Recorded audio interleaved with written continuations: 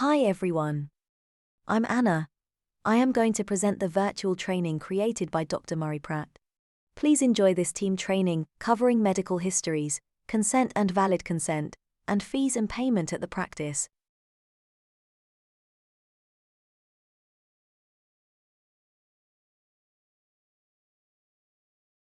Topics to be covered in this training are as follows: medical history, consent and valid consent, fees at the practice, how to check, update and record medical histories at Forever Dental and Skin. At every full examination, a complete medical history is taken or updated using a medical history form, making sure that the patient fully understands each question. The clinician will check that the information on the form is correct and explore any area of ambiguity or concern. At recall examinations, an appropriately trained dental nurse may update and initial pages on behalf of the dentist, but will inform the dentist verbally of any changes. The clinician maintains responsibility for the clinical records and will check entries made by a dental nurse before signing them off. Nurse should marker the medical history as reviewed on the SOE software and once confirmed with the dentist. At full examinations and recall examinations, the medical history questionnaire is dated and signed by both the patient and the clinician. At each appointment where invasive treatment is to be carried out, the medical history will be checked verbally, but not necessarily recorded. Where there are changes to the medical history at an appointment for invasive treatment, a record is made in the clinical notes that the medical history has been checked, including the details of any changes, and that the patient has understood the questions. Strict confidentiality is always maintained, and if the medical history forms are scanned onto a computer, the paper forms are shredded before disposal. Understanding consent and valid consent. The practice follows the GDC guidelines standards for the dental team. Principle 3. Obtain valid consent. We treat patients politely and with respect, in recognition of their dignity and rights as individuals.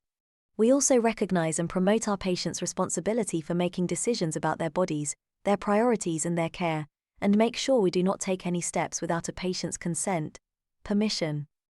The clinical team member will always obtain valid consent before starting treatment, or physical investigation, or providing personal care for a patient, because patients have a right to choose whether or not to accept advice or treatment. Clinical team members are adequately trained to ensure that the patient has enough information to make a decision, informed consent, made a decision, voluntary decision-making, the ability to make an informed decision, capacity. The nature of treatment and all charges are clarified to the patient before it commences, and the patient is provided with a written treatment plan and cost estimate.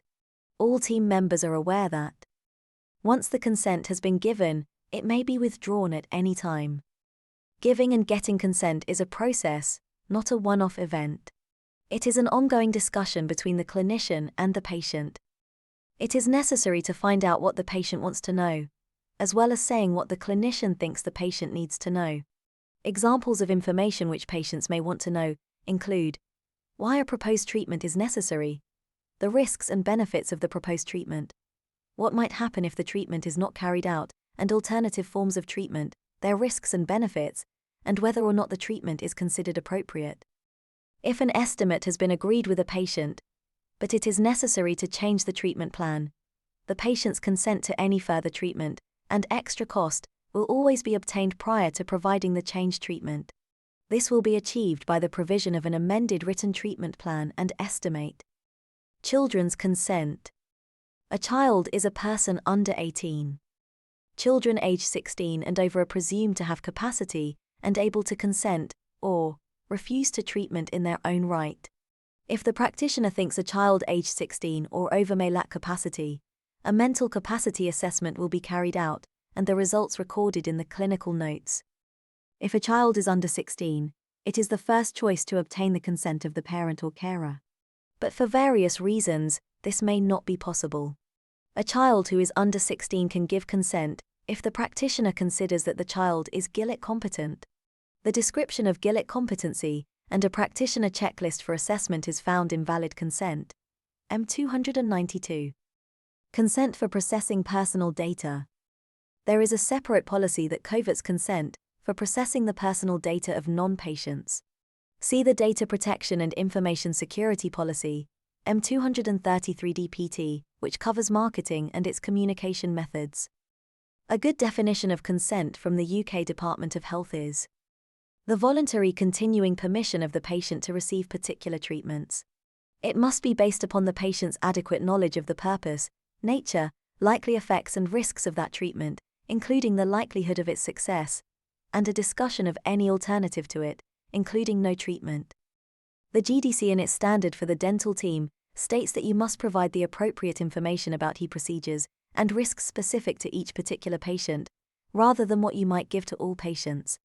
The GDC Standard 3.1.3 states, you should find out what your patients want to know, as well as what you think they need to know.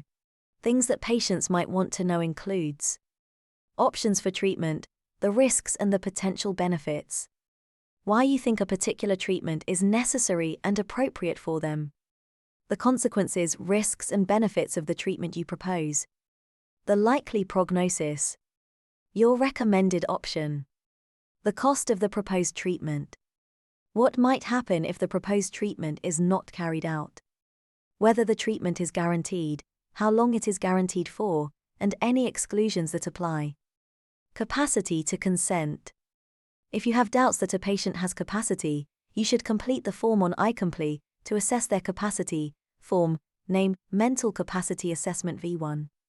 At Forever Dental and Skin, the consent process is complete by the dentist in surgery, during the consultation and discussions with the patient.